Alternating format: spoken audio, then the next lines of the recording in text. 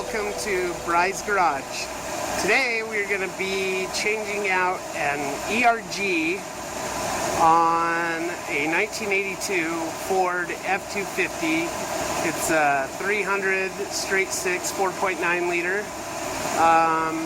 It isn't a bad ERG. It actually works just fine, but there's a lot of components in this truck that have never ever been changed out, so I'm kind of trying to get everything proactively changed out before they become a problem.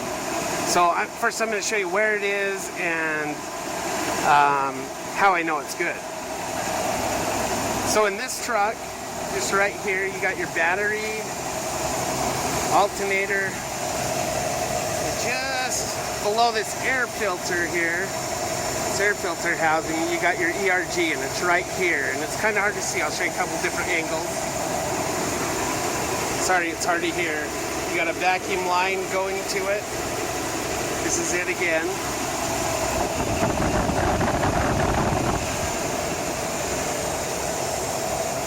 Okay, I'm going to show you how you know it works. There's a little diaphragm back here.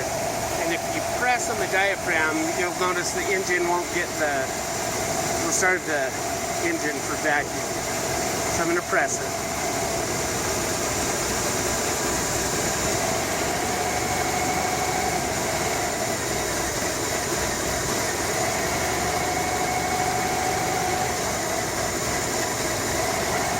So you can see it's working just fine, but again, I'm going to replace it just pretty much for the hell of it, just because it needs it.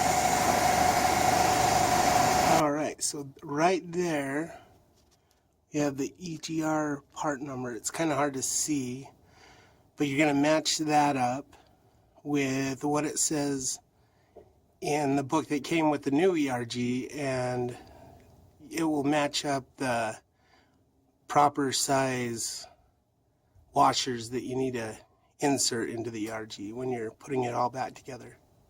Okay, so these are very easy to change. The bad part is sometimes these bolts, right, these little nuts can seize up on you where it's an part of the exhaust system. So yeah, might have some complications getting two nuts off. There's one right there, and then one on this other side. And that's pretty much all you have to take off, besides the little vacuum line that it connects to right there, if you can see it. It's just a little vacuum line, but it just hooks right into there. There's a couple of washers, and you can see a little gasket right there that you have to change out, but overall it's a real simple deal to change out. Okay, so here is the kit, and inside my kit I have my ERG, my new ERG. I got a bunch of different washers. You only use one, maybe two of them. And then I have my gasket sticker. That's for writing down your part number that was on my truck on the original. You write that down, then you stick this sticker over it just to, so it doesn't wear off. And then you get this instruction deal, and it shows part numbers. There's my part number. There's the washer. I then match up the washer, place it inside the ERG, and it shows you on the back of these instructions right there, like how it fits in. And so anyway, that's the kit. So again, we're going to first start by taking off the vacuum line. It just kind of pops off. Then these ERG bolts, and these can be a big time pain in the butt to get off. So we're going to spray some penetrating oil, or I'm going to use some PB Blaster and just let it soak for a minute before I try to remove them.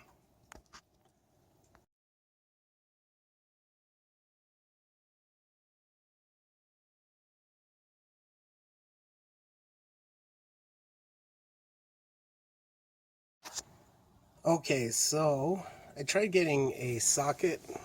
I pulled off my vacuum line here, just like that.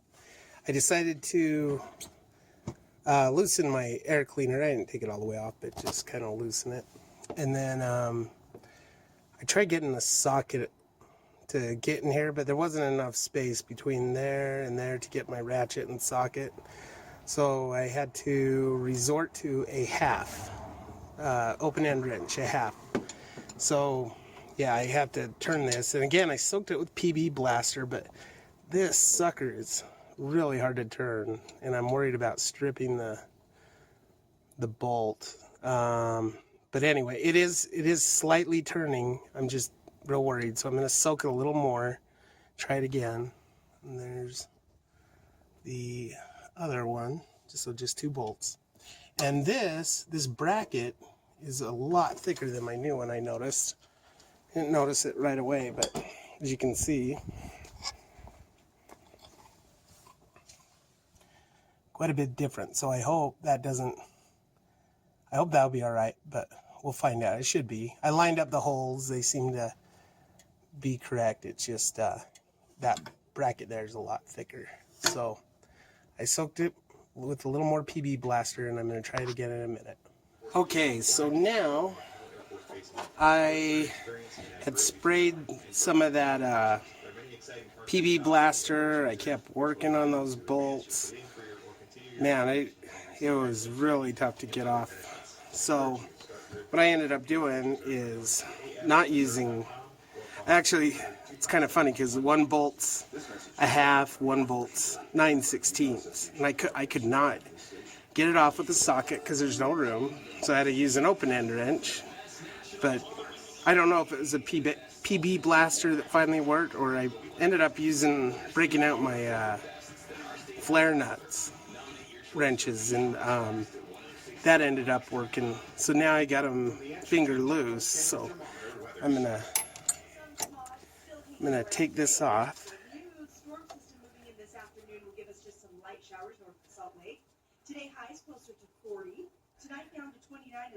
Yeah, they just did not want to come off. So when we put them back, we're gonna make sure we dang well put some anti-seize on those bolts. It's good for like anytime you're working with anything that gets hot, spark plugs or exhaust systems or anything like that. So we're definitely going to put that stuff on these nuts, just so they're not seizing up. Next time it will be a lot easier to get off, at least I hope. Well, hopefully I never have to replace this, but if I do. Ooh, caca. So look at all that carbon buildup in there. That is quite a bit. So what I'm going to do is I'm going to clean this up. I'm going to spray some carb cleaner on a rag and see what we can do. Plus I'll use a putty knife to scrape some of that old the gasket off. So I had showed you earlier that, oh, there's a gasket. If you look, there's no gasket there. It's all worn away. Look at that buildup right there. That is a lot of buildup. So this definitely needed to be changed out. So anyway, I'm gonna clean all this up and we'll go from there. Okay, so I got it all cleaned off. I put my gasket on there. Just wanted to show you this. So again, I matched the washer that was supposed to be in there. I took a punch and just barely tapped on the that washer just to make sure it was in there secure. You know, one thing I noticed, I thought at first somebody just, whoever was messing with this last put it on the wrong size nuts or whatever, but they didn't. It's designed that way so it won't let you put it on wrong. So you got one small hole, one larger hole. It's probably hard to tell from this picture. Sorry, it's snowing on me. But anyway, then there's on some of them, on this far left hole, there's a different washer that could go in there, but not on this part. So anyway, all we're going to do is just set it back on there. By the way, I wanted to show you this. So again, here's a clean one. This is what a clean one looks like. Put that bad boy on there. Whoops. With the gasket. And then here was my dirty one. Again, you could see all that carbon buildup just sitting in there. So I had to clean all that out. Man, it was nasty. Cleaned off all the gasket and wrote down what my old one was, and then I always write the dates of when I change major parts. So yeah, put that down, and I can just see how long things last. Maybe a particular brand lasts longer than others, and so I just kind of write that stuff. So I'll just basically put these nuts back on with some anti-seize. So again, it's kind of for things that get hot, so hopefully if I ever have to do this again, God forbid I don't, but I could just put this on and it should come off a little easier. So anyway, I'll put back on the bolts and then, or the nuts, and then once I get this secure, I'll secure it to the proper torque. I'm not sure what it is just yet, but I'll find that out. And then assemble everything.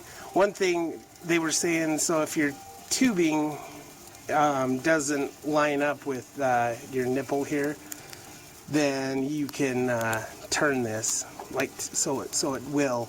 However, in my case, it matches right up with the last one, so it's not a big deal to match up the vacuum with the nipple. So anyway, that's really all there is to it.